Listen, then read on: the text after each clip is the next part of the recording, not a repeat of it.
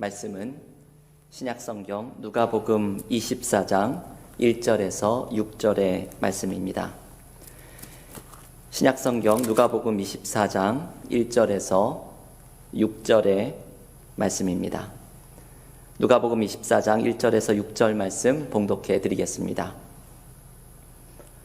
안식 후 첫날 새벽에 이 여자들이 그 준비한 향품을 가지고 무덤에 가서 돌이 무덤에서 굴려 옮겨진 것을 보고 들어가니 주 예수의 시체가 보이지 아니하더라. 이로 인하여 근심할 때에 문득 찬란한 옷을 입은 두 사람이 곁에 섰는지라. 여자들이 두려워 얼굴을 땅에 대니 두 사람이 이르되 어찌하여 살아있는 자를 죽은 자 가운데서 찾느냐? 여기 계시지 않고 살아나셨느니라. 갈릴리에 계실 때에 너희에게 이렇게 말씀하셨는지를 기억하라. 아멘. 하나님의 말씀입니다. 오늘은 부활주일입니다. 특별한 상황 가운데에서 우리가 특별한 예배를 함께 드립니다. 우리가 이런 부활절 예배를 드리게 되리라고는 상상도 하지 못했습니다. 하지만 특별한 상황인지라 더욱더 특별한 은혜를 경험하는 오늘 부활주일이 될 줄을 믿습니다. 오늘 부활의 주님을 만나는 은혜가 교우들의 가정마다 넘쳐서 오늘 가족들과 함께 예배드리는 그 자리에 부활의 주님이 은혜가 함께 하시기를 간절히 기원합니다.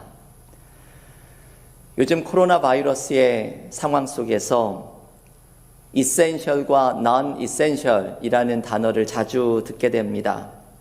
사실 우리의 삶 속에서 어느 것 하나 중요하지 않은 것이 없겠지만 이런 긴박한 상황을 맞이하고 보니 생활에 반드시 필요한 essential 그리고 조금은 우선순위를 미룰 수가 있는 non-essential을 구분을 하게 됩니다.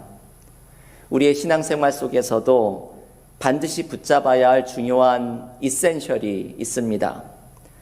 우리가 그동안 일상적인 신앙생활에 빠져 있다 보니 무엇이 진짜 중요하고 그렇지 않은지를 느끼지 못하며 살아갈 때가 많이 있었습니다. 신앙생활에서도 없어서는 안 될 중요한 이센셜이 있습니다. 그 가운데 하나가 부활신앙입니다. 주님이 부활하셨다는 이 놀라운 소식 속에서 예수 부활이 나에게 주는 의미가 무엇인지를 붙드는 것이 우리의 신앙생활의 이센셜 가운데 하나입니다. 여러분, 주님께서 부활하셨다는 소식에는 어떤 의미가 담겨 있을까요? 우리는 무엇을 중요하게 이 예수 부활의 놀라운 소식 속에서 발견해야 할까요? 오늘 누가복음에 예수께서 부활하신 장면을 소개해 주는 이야기 속에는 주님의 부활에 담겨 있는 두 가지의 중요한 의미를 묵상하도록 초대합니다. 첫 번째, 새벽 어둠 속에서 만나게 되는 부활의 주님입니다. 오늘 본문 누가복음 24장 1절은 부활의 장면을 이렇게 시작합니다. 안식 후 첫날 새벽에 이 여자들이 그 준비한 향품을 가지고 무덤에 가서. 여러분, 우리가 지난 성금요일 예배를 드리면서 묵상하였죠. 주님께서는 금요일 3시경에 돌아가셨기 때문에 해가 지면 안식일이 시작하느라 이 여성들은 성급하게 주님의 시신을 수습해서 장례를 치릅니다. 그래서 향유를 바를 시간이 없었지요. 안식일이 끝나고 주일 새벽이 되자 주님의 시신에 바를 향품을 가지고 여성들은 주님의 무덤으로 가게 됩니다. 여러분, 여기에 주님의 무덤으로 가는 이 시간이 참 의미심장합니다. 안식 후 첫날 새벽입니다. 부활주일 새벽, 아직 어둠 속에 있을 때 부활의 주님을 여성들이 만나게 되는 것입니다. 몇 년 전에 우리가 예배당을 함께 사용하고 있는 이 미국 교회에 지금은 은퇴하셨지만 아일린 목사님과 제가 부활주일을 앞두고서 이야기를 나누었던 때가 있었습니다. 아일린 목사님이 저에게 이번 부활절의 메시지가 무엇이냐고 물어보면서 자신의 부활절 메시지를 소개해 주었습니다. 자신은 바로 이 말씀이죠. 새벽 어둠 속에서 만나는 주님의 모습에 그렇게 은혜를 받았다고 말을 합니다. 부활절은 우리가 아직 어두울 때에 주님을 만나는 시간입니다. 우리가 부활의 새벽 아직 어두울 때에 무덤으로 찾아가는 여인들처럼 우리의 삶의 어두운 그 자리에서 부활의 주님을 만나야 합니다. 부활의 주님을 만나는 시간인 이 어둠은 무엇일까요? 무엇보다도 이 어둠은 죄로 인한 어두움입니다. 우리의 삶이 죄로 인해 어둠 속에 있을 때에 십자가에서 우리의 죄를 용서하시고 죄의 권세를 이기신 부활의 주님을 만납니다. 부활의 주님을 만나는 이 어둠은 또한 우리의 삶의 절망입니다. 나의 삶 속에서 희망이라고는 찾아보기 어려운 절망 속에 있을 때 우리는 부활의 주님을 만나며 새로운 희망을 발견합니다. 김기석 목사님의 죽음을 넘어 부활을 살다라는 책에 보면 한 이야기를 소개해 줍니다. 어느 겨울밤에 인디언 양치기 소년이 산속에서 길을 잃었습니다. 이 소년은 바로 다음날 기적처럼 살아서 가족에게 돌아왔습니다. 사람들이 이 소년에게 어떻게 살아서 돌아왔느냐고 물어봅니다. 소년은 이렇게 대답합니다. 세상이 온통 캄캄해졌을 때 저쪽 산에서 다른 양치기에 불빛이 반짝거렸어요. 저는 그 불빛에서 눈을 떼지 않고 계속 집으로 돌아가는 생각만 하면서 어두운 밤을 이겨냈어요. 이 이야기를 소개하면서 책에서 이렇게 결론을 맺습니다. 누구에게나 어두운 밤, 추위와 싸워야 하는 절망 속에서 희망을 잃지 않게 해주는 건너편 산의 불빛이 필요합니다. 여러분, 그렇습니다. 우리에게는 어두운 밤, 절망과 싸우고 있을 때에 희망을 잃지 않게 해주는 불빛이 필요합니다. 부활의 주님이 우리에게 그 불빛이 되어주십니다. 우리가 죄의 어둠과 싸우고 있을 때에, 절망의 어둠 속에서 신음하고 있을 때에 주님은 이 어둠 밤을 밝혀주시는 빛이 되어주십니다. 부활의 주님은 죄의 사슬을 끊어내는 승리를 주시고 절망을 떨쳐내고 일어설 소망을 주십니다. 교우 여러분, 요즘 우리의 삶은 어둠 속에 있습니다.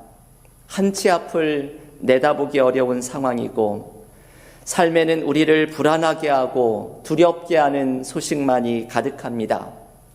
그런데 우리에게는 이 어둠 속 건너편에서 반짝이는 불빛이 우리 모두에게 있습니다. 죄의 어둠을 떨쳐내고 절망의 어둠을 밝혀주시는 부활의 주님입니다. 여러분, 우리가 경험하는 어둠은, 지금 삶에서 경험하고 있는 이 모든 어두움은 부활의 주님을 만나야 하는 시간입니다. 부활의 새벽 아직 어두울 때에 주님을 만났던 여성 제자들처럼 우리도 삶의 모든 어둠 속에서 부활의 주님을 만나며 주님이 주시는 소망을 경험하는 믿음의 교우들이 모두 되시기를 간절히 기원합니다. 두 번째, 주님의 부활에 담겨 있는 의미는 사망의 권세를 이겨낸 승리입니다. 이 부활절에는 사망의 권세를 이겨낸 주님의 승리가 선포됩니다. 크리스토퍼 히친스라는 사람을 제가 종종 소개를 해드립니다. 이 사람은 하나님의 존재를 부정하는 무신론자였습니다. 히친스는 신은 위대하지 않다, God is not great 이라는 책을 쓴 것으로 유명합니다. 이 사람은 식도암으로 투병하다가 세상을 떠났습니다. 그가 암에 걸렸다는 소식이 전해지자 그의 공격을 받았던 많은 그리스도인들이 그의 치유를 위해서 기도하고 싶다고 소식을 전해왔습니다. 히친스는 그 제안을 모두 거부하면서 죽음을 맞는 자신의 심정을 이렇게 표현했습니다.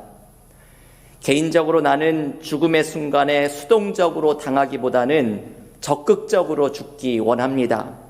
죽음의 눈동자를 똑바로 쳐다보고 그것이 다가올 때 무엇인가를 하려고 합니다. 여러분, 이 히친스의 이 말은 어떻게 보면 멋있어 보이죠? 죽음 앞에 당당하게 죽음의 눈동자를 똑바로 쳐다보겠다고 말을 하는 이 사람은 하나님을 부정해온 자신의 신념을 마지막까지 지키며 죽음을 맞이하겠다고 말합니다. 그런데 한 목사님은 이 히친스의 이 말이 애써 죽음의 두려움을 부정하는 소리로 들린다고 말합니다. 하나님 없이 죽음을 맞이하면서 죽음 앞에 솟아나는 두려움을 부정하기 위해 애써 나는 두렵지 않아 소리 지르는 어린아이처럼 보인다는 것입니다. 여러분, 사실 죽음 앞에서 누가 두렵지 않겠습니까? 모든 사람이 반드시 혼자 가야 하는 죽음의 길을 앞두고서 사실 그 길이 얼마나 두렵고 무섭겠습니까? 그러나 그리스도인들에게는 죽음의 두려움을 넘어서는 소망이 있습니다. 그것은 예수님의 부활에서 죽음의 권세가 완전하게 패배되었다는 믿음입니다. 부활의 새벽, 죽음의 어둠을 뚫고 다시 살아나신 예수님의 부활은 죽음의 권세로부터의 승리가 선포되는 순간입니다. 그래서 오늘 본문 누가복음 24장 5절과 6절에서 무덤에 서 있던 두 천사는 이렇게 선포합니다. 어찌하여 살아있는 자를 죽은 자 가운데서 찾느냐? 여기 계시지 않고 살아나셨느니라. 아멘. 여러분, 이것은 온 세상을 뒤바꾸어 놓은 승리의 소식입니다. 어찌하여 산 자를 죽은 자 가운데서 찾느냐? 여기 계시지 않고 살아나셨느니라. 천사는 죽음의 자리를 쳐다보고 있는 여인들에게 무엇을 바라보아야 할지를 가르쳐 줍니다. 사망이 아니라 생명을 바라보라는 것입니다. 이것이 오늘 본문 부활절의 메시지입니다. 어찌하여 산 자를 죽은 자 가운데서 찾느냐? 죽음을 바라보지 마라. 생명을 바라보라. 죽음의 어둠을 바라보지 마라. 부활의 빛을 바라보라. 이것이 부활절의 메시지입니다. 주님께서 죽음을 제압하고 부활하셨습니다.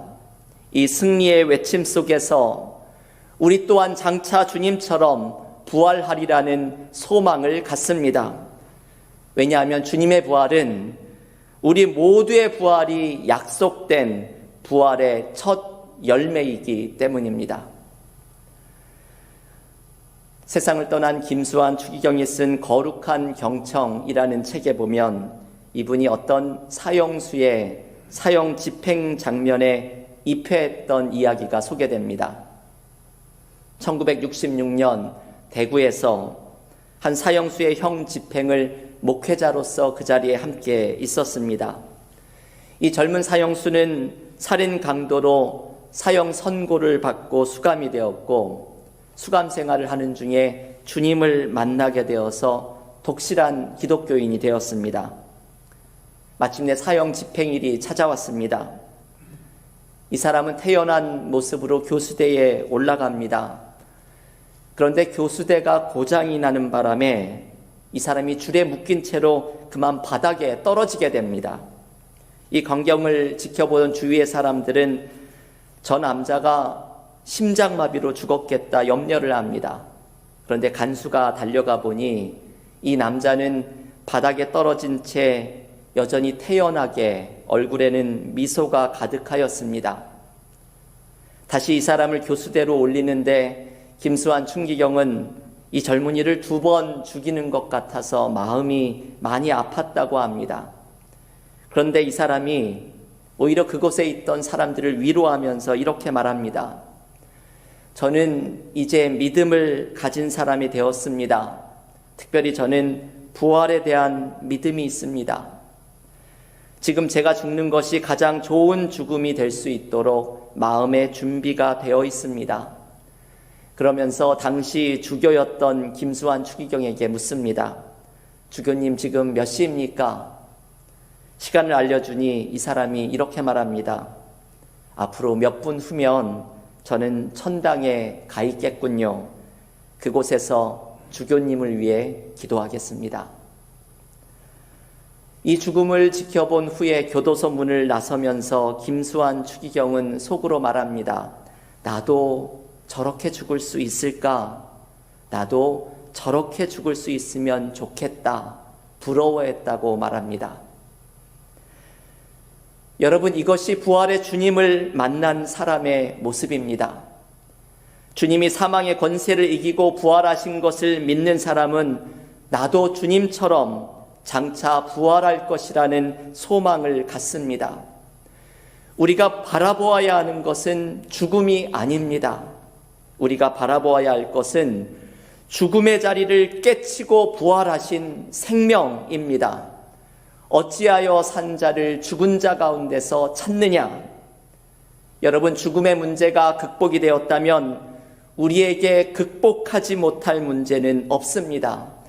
그래서 오늘 부활주일 우리가 바라보아야 할 것은 절망이 아닙니다. 절망의 자리를 깨치고 일어난 소망입니다. 어찌하여 산 자를 죽은 자 가운데서 찾느냐? 김영복 목사님이 쓴 나는 왜 믿는가? 라는 책에 보면 한국의 거창고등학교의 교장을 지낸 고 전영창 선생에 대한 이야기를 소개해 줍니다. 전영창 선생은 장기려 박사와 함께 활동을 했던 독실한 기독교인이었습니다. 때는 1956년 전영창 선생이 거창고등학교의 교장을 맡았을 때 이 학교가 엄청난 빚으로 문을 닫아야 할 지경이었다고 합니다. 학교를 구할 방도가 없었던 전영창 선생은 거창 근처의 어떤 토굴에 들어가서 일주일 동안을 작정하고 금식 기도를 합니다. 토굴에서 하나님께 이렇게 부르짖었다고 합니다. 하나님, 제가 일주일 동안 금식 기도를 하는데 이 기간 안에 응답해 주지 않으면 거창고를 살릴 확신이 없습니다. 하나님이 응답해 주지 않으시면 서울에 올라가서 일간신문에 하나님은 안 계십니다 라고 광고를 내겠습니다. 여러분, 이분의 이 기도가 기도라기보다는 협박처럼 보이죠? 그런데 이것은 믿음의 기도입니다.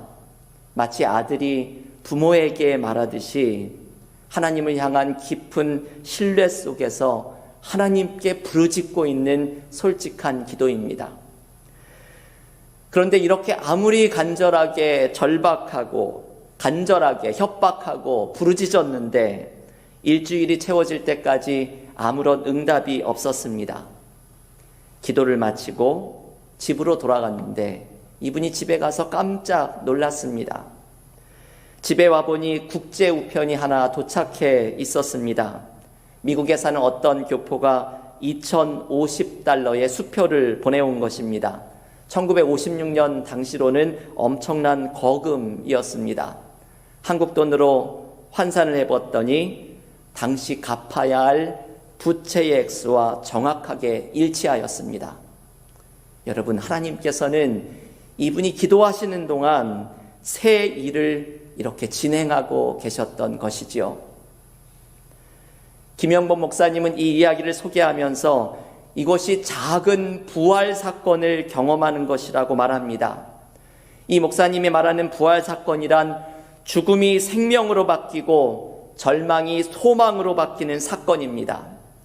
예수님이 부활하신 이 큰 부활 사건 이외에도 우리는 작은 부활 사건을 삶에서 경험합니다. 어둠이 빛으로 바뀌고 죽음은 생명으로 바뀌고 절망은 소망으로 바뀌는 순간입니다. 부활하신 주님을 만나면 우리는 죽음의 자리에서 생명을 발견하고 절망의 자리에서 소망을 발견합니다. 어찌하여 산 자를 죽은 자 가운데서 찾느냐? 여러분, 오늘 부활주일 우리가 바라보아야 하는 것은 죽음의 자리가 아닙니다. 어둠의 자리가 아닙니다. 절망의 자리가 아닙니다. 죽음과 어둠과 절망을 뚫고 일어나신 생명이요, 빛이요, 희망입니다. 부활의 주님이 오늘 우리에게 생명을 주시고 어둠 속에 빛이 되어 주시고 절망을 넘어서는 소망을 주십니다.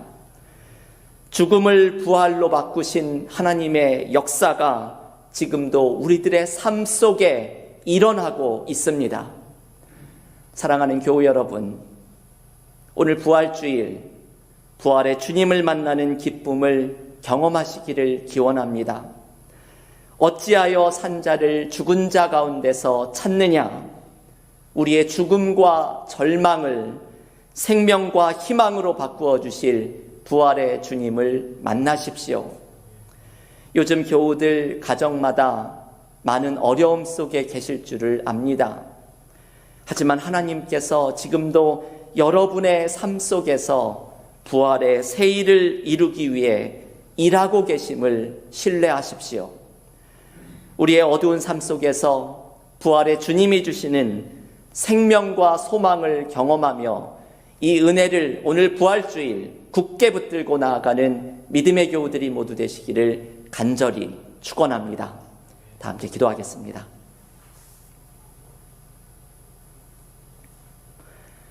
하나님, 오늘 부활주일 사망의 권세, 죄의 권세를 떨치고 일어나신 부활의 주님을 승리와 기쁨 가운데 찬양하며 나아갑니다.